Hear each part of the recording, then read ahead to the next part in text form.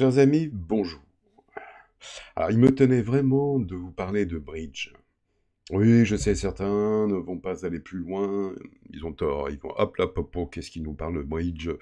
Ça ne m'intéresse pas et compagnie, restez, vraiment restez. Vous avez 10 minutes, allez 15, mais vous allez voir que c'est particulièrement intéressant. Tout le monde, enfin beaucoup de gens, j'ai connu quand je donnais mes cours, oui j'ai bridge, mais oh non, non, non, ça ne m'intéresse pas, ça ne m'intéresse pas.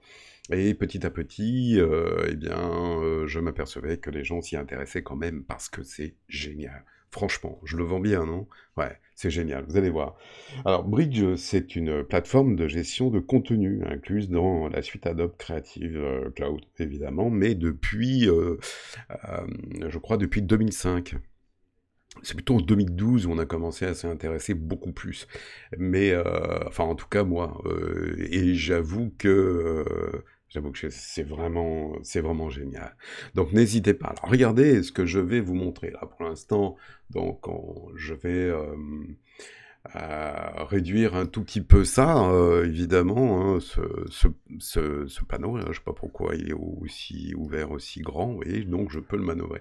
Donc c'est un panneau, c'est gratuit, évidemment, hein, puisque vous allez le retrouver dans tous les logiciels de la suite Adobe. Regardez ici, si je prends, par exemple, évidemment Photoshop, je vais le retrouver, parcourir dans Bridge, vous voyez, que ce soit InDesign, Illustrator, vous allez le retrouver, parcourir dans Bridge. Donc voilà, il intéresse ces trois outils et vous allez voir à quel point c'est génial.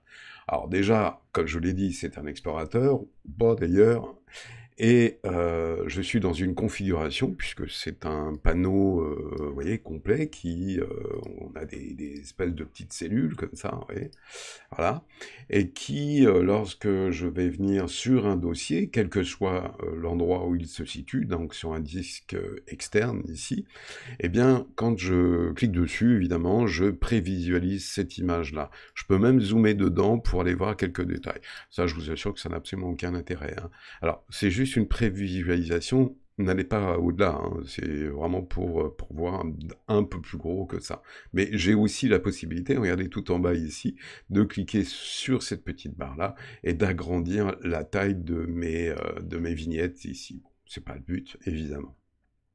Alors j'ai aussi la possibilité, regardez, si j'appuie sur la barre espace, eh bien voilà, j'ai la prévisualisation plein écran de cette façon, et si j'appuie sur oula, il aime pas.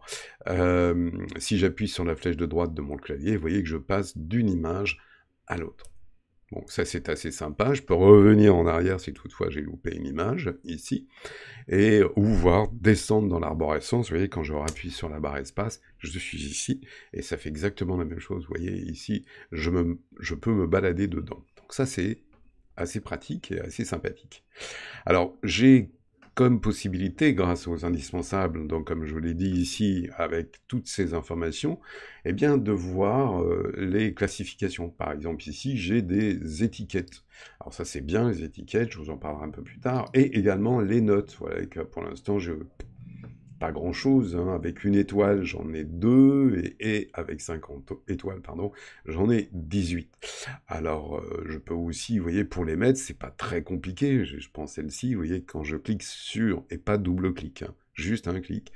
Regardez ici, je peux dire, tiens, je veux 2 étoiles. Vous voyez qu'elle s'ajoute automatiquement à ça. Alors, celle-là m'intéresse aussi, je vais mettre, voilà, 2 ou 3 étoiles.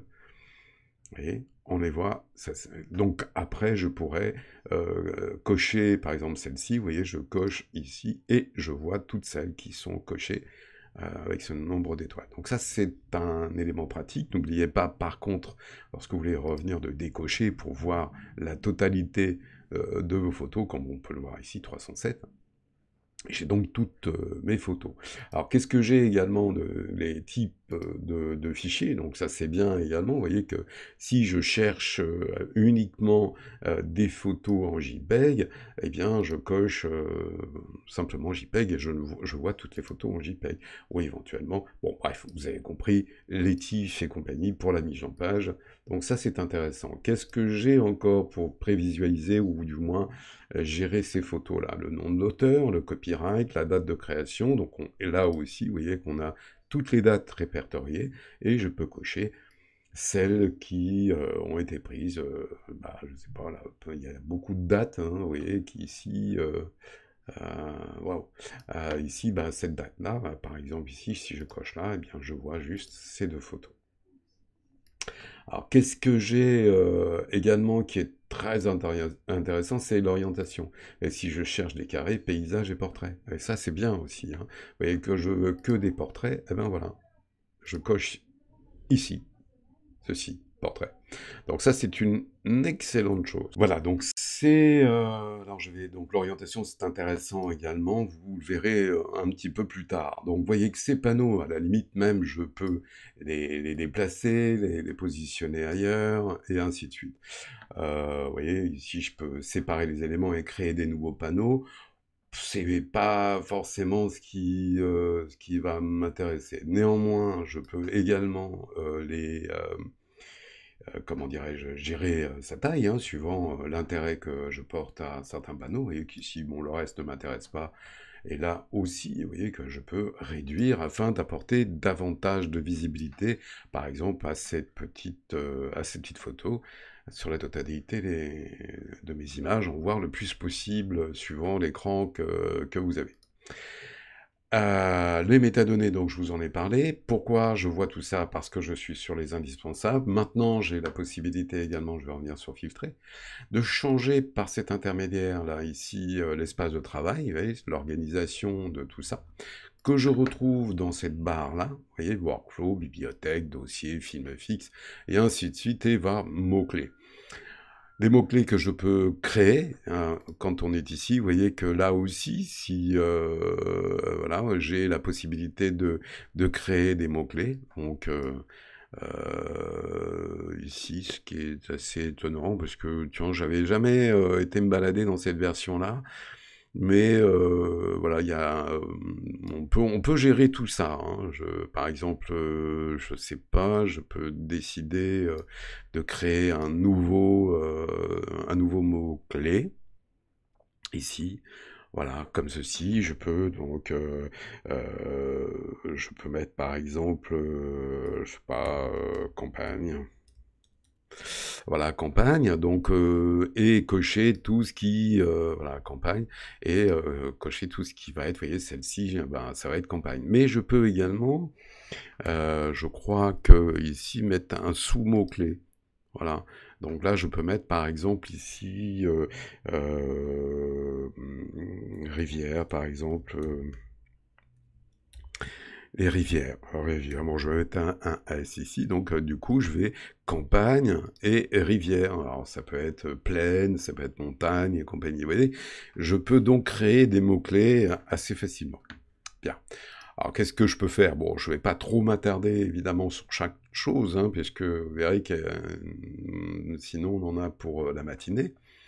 Alors, qu'est-ce que je peux ici vous montrer également, qui est particulièrement intéressant dans la gestion de vos images, du moins pour le tri ou autre chose. Vous pouvez aller dans Affichage ici, et ici venir dans Diaporama. On peut faire un diaporama si vous voulez présenter à des personnes, vous voyez, les images sans y toucher, ça tourne en permanence jusqu'à la fin de vos 300 et quelques. Vous voyez, c'est en automatique. Je peux accélérer en poussant là-dessus. Je peux donc y mettre vous voyez, des passages, des transitions, pardon. Je peux faire exactement aussi échappe pour revenir ici. Je peux également, alors ça je peux le paramétrer, hein, vous voyez qu'ici, option de diaporama, je peux donc paramétrer tout ceci. Donc il suffit de lire, hein, vous voyez qu'ici, durée de la diapositive 5 secondes, on peut la raccourcir à 3 et ainsi de suite, vous le savez, peut y apparaître, faire apparaître les légendes ou pas. Voilà, vous avez les transitions, on peut mettre un petit peu ce que l'on veut, vous voyez, pousser par exemple ici. Plus lent, plus rapide, c'est par là, et plus long, c'est par là. Plus rapide ici, pousser. On va mettre juste, tiens, 2 secondes ici, et on va passer en mode lecture. Et donc là, normalement, voilà, ça pousse, hop, vous voyez que ça va un tout petit peu plus vite. Donc c'est génial, qui savait ça? Personne, finalement, on n'y va pas, on va pas voir ça. Eh bien, c'est dommage. Bon, d'accord. On peut aussi trier maintenant. Si j'ai besoin, par exemple, de sélectionner dans mes 300 photos des photos qui m'intéressent. Alors évidemment, je pourrais éventuellement plutôt travailler sur des orientations, type portrait par exemple, ou pour que ça aille plus vite, vous voyez les portraits. Je peux venir ici et passer dans le mode vérification. Vous voyez qu'il y a un raccourci ici qui est CTRL B ou commande B, suivant si vous êtes sur Mac et PC. Et vous voyez que là, c'est sympa, parce que ça fait une espèce de carrousel, comme ça. Et là, vous dites, tiens, celle-là, je l'aime bien. Alors, celle-là, elle est ici, CR2, vous voyez, toute seule, ou celle-là. Bah, tiens, je vais prendre celle-là. Je vais la garder. Celle-ci, ou pourquoi pas. Celle-là, c'est une PSD TIFF. Celle-là, je vais pas la garder, là, on va regarder. Je vais cliquer vers le bas. Vous voyez, je le fais avec le clavier. Hop, elle disparaît. Je garde celle-là. Celle-là, j'en veux. Celle-là aussi. Celle-là, j'en veux pas. Elle va vers le bas. Celle-là non plus n'a rien à faire là. Celle-là non plus. Ça non plus. Celle-là, elle est sympa. Celle-là aussi. Ça non, ça non. Ça non, ça non plus. Ça non plus. Ça non plus. Vous voyez que je peux, comme ça, rapidement, créer, voilà, j'en veux pas non plus, celle-là non plus, voilà. Ça, voilà, je garde uniquement celle-ci. Vous voyez, juste ces images-là. Je peux les mettre dans un dossier. Vous voyez ici, je peux les voir un petit peu plus grosses, ici. Maintenant que j'ai fait ça, je ferme. Voilà, je ferme ici, et vous voyez, elles sont toutes sélectionnées. Alors, qu'est-ce que je peux faire? Eh bah oui, mais c'est bien, mais quand je vais cliquer ailleurs, elles vont disparaître, certes. Alors, qu'est-ce que je peux faire? Eh bien, je vais faire un clic droit, ici, vous voyez, clic droit ou CTRL-clic, suivant ce que vous voulez. Et ici, je vais créer une pile, vous voyez, groupée comme pile. Ça, c'est très intéressant parce que regardez, d'un seul coup, hop, je les ai mis ensemble. J'en ai 9 ici. Vous voyez que je peux développer en cliquant dessus, comme ceci. Là, je pourrais aussi donc cocher des étoiles pour les mettre ensemble ou les glisser dans une collection. Vous voyez qu'ici, j'ai une collection, eh bien, comme ceci. Eh bien, si je reviens, je n'ai plus rien. Donc là, il faut faire attention de pas le faire à côté. Vous voyez qu'il m'a éliminé. Je ne sais pas pourquoi, d'ailleurs, il ne devrait pas. Si, elle est là, pardon. Ici. Hop. Alors, il faut faire attention. C'est subtil parce que si vous voulez sélectionner une pile, cliquez pas uniquement là, mais cliquez également sur celle qui est derrière afin de tout sélectionner. Donc là, je peux sélectionner ceci, cliquer sur cette petite nouvelle collection, vous voyez, dans collection, ici, nouvelle collection, je clique dessus, je peux la nommer, et je valide, et vous voyez que là, j'ai une collection des photos que j'ai mises de côté tout à l'heure. Vous voyez que c'est très simple, c'est très facile à faire, vous pouvez la nommer donc encore une fois. Alors, une chose essentielle, c'est qu'en réalité, ici, c'est pas un double, hein, vous n'avez pas fait une copie pour le stocker, non, non, vous avez juste simplement créé ici un chemin, en quelque sorte. Donc, quand vous allez double-cliquer là-dessus pour l'ouvrir, par exemple, sur Photoshop, eh bien, il va ouvrir évidemment le fichier original. Donc ça, c'est très, très, très sympa. Donc, vous voyez, c'est une façon, effectivement, ici, quand vous allez là-dedans, de passer dans le mode vérification et puis de voir, de créer des photos. Si vous n'en voulez plus, si vous voulez pas de ceci, je peux donc recliquer, du moins sur la photo qui est derrière, là, s'il veut bien. Voilà. Voilà, très bien, et je fais un clic droit, et je vais lui demander ici de dissocier comme pile.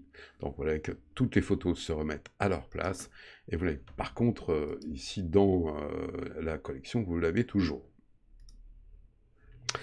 Voilà, donc ça c'est quelque chose d'assez intéressant également. Possibilité aussi de récupérer, vous voyez ici ouvrir dans Camera Raw, certaines images, bon ça on verra après quand je sélectionne ici, vous voyez que je peux cliquer directement pour qu'il ouvre directement dans Camera Raw. Bon, je ne vais pas le faire. Par contre ici, je pourrais aussi paramétrer lorsque je connecte mon appareil photo, eh bien lui dire, ici, souhaitez-vous lancer automatiquement Photo Downloader dès que l'appareil photo est connecté, et ainsi de suite, vous voyez, je peux lui dire oui, ce qui fait que à chaque fois que vous connecterez votre appareil photo sur votre ordinateur, eh bien, il l'ouvrira là, et c'est intéressant, puisque vous pourrez choisir un certain nombre de choses ici. Donc là, pour l'instant, il me dit qu'il n'y en a aucun détecté, hein. Il faudra quelquefois appuyer plusieurs fois pour le revenir ici. Je peux convertir au format DMG. Vous vous souvenez, tout à l'heure, j'avais une photo qui était au format DMG, et ici DNG, hein, évidemment. Eh bien, vous avez la possibilité de le mettre dans ce format-là. Alors, c'est juste aperçu en JPEG qui sera évidemment en taille moyenne, hein, et pas l'inverse. Ici, je pourrais, fichier brut d'origine, l'incorporer également, incorporer la totalité du fichier brut non DNG dans le fichier DNG, soit créer un fichier plus volumineux, mais permet au fichier brut d'origine d'être extrait plus tard, le cas échéant. C'est très intéressant parce que Camera Raw, c'est un fichier natif de votre appareil photo. C'est-à-dire que là, c'est comme si vous aviez un négatif, si vous voulez. Hein, donc, ou votre pellicule, peut-être encore mieux, vous voyez, la pellicule de votre appareil photo argentique que vous développez plus tard. Eh bien, le RAW, c'est ça. C'est-à-dire qu'en fait, quand vous allez l'ouvrir dans Camera Raw, c'est le laboratoire sur lequel vous allez pouvoir travailler. Mais ça, je vous ferai une démonstration et vous verrez à quel point Camera Raw, c'est intéressant de prendre des photos en RAW, surtout quand vous pensez que vous n'allez pas avoir la possibilité de revenir à l'endroit où vous étiez, vous avez vraiment envie de conserver vos photos, croyez-moi, et voilà, vous réfléchirez à 2 fois avant. Oui, c'est lourd et tout, ouais, mais bon, finalement, c'est quand même intéressant de conserver. Donc, pourquoi les convertir en format DNG? Tout simplement parce que il y a quelquefois des formats suivant le type d'appareil photo que vous avez, eh bien, qui auront du mal à s'ouvrir. Vous voyez, ici, c'est du CR2, mais comme je vous l'ai dit, peut-être, je ne sais plus, à un moment ou un autre, il y a de l'ORF, il y a, je ne sais plus trop, en fonction du type d'appareil photo, eh bien, vous aurez une extension ici qui sera différente. Allez, quelquefois, ils ne sont pas très compatibles avec Photoshop ou autre, donc c'est bien quelquefois de les convertir ici. Boîte de dialogue avancée, c'est-à-dire que vous verrez vos photos apparaître ici, convertir ou pas, et on n'a pas l'obligation de les convertir, hein, évidemment. Donc laissez simplement vos fichiers qui sont bruts et ne pas convertir en format DNG. Voilà. Donc, bon, tout ça, vous le verrez, date de prise de vue, le créateur, vous pouvez mettre le copyright à ce moment-là également, hein, pour vos photos, vous voyez, que vous mettez le petit C ici, vous voyez, comme ceci, avec votre nom éventuellement, vous voyez. Voilà. Ça, c'est pas mal. Donc, comme ça, vous allez le retrouver dans un dossier, vous pourrez parcourir dans Bridge et le gérer comme je viens de vous le montrer. Alors maintenant, avec Photoshop, par exemple, ici, c'est génial parce que, regardez, alors je vais pas prendre je vais pas prendre ici les RAW, bien entendu, parce que sinon, ça va être un petit peu compliqué. Mais je vais prendre essentiellement, par exemple, je vais prendre, non, alors, j'ai dit pas les CRD. Alors, je vais prendre cette photo-là et je vais l'ouvrir dans Photoshop. Alors, je vais l'ouvrir dans Photoshop. Vous voyez, directement du RAW. Hop, comme ceci. Et là, regardez, si je veux faire un petit montage ici de différentes petites choses, vous voyez que ce JPEG-là, eh bien, je peux le prendre et le glisser directement ici. Je peux le réduire, voilà, comme ça, pour faire une petite chose comme ça. Et vous voyez qu'il a le nom que je lui ai attribué, ou du moins qu'il s'est attribué lui-même, dedans. Une fois que je vais valider, vous allez constater que c'est un fichier dynamique. Donc je le valide, et regardez, vous avez bien la petite icône ici du fichier dynamique. Donc ça c'est génial, puisque, bon voilà, il n'est pas altéré, hein, je ne l'ai pas modifié en réduisant sa taille ici, car vous savez que lorsque vous réduisez la taille d'un fichier ici, eh bien, il perd un certain nombre de pixels. Donc je peux comme ça en prendre 2 ou 3, vous voyez qu'ici je peux le coller de cette façon-là, et hop, voilà, et en mettre une autre comme ceci, validée. Et vous voyez que je fais un petit montage rapide directement à partir de Bridge. Alors ça c'est top.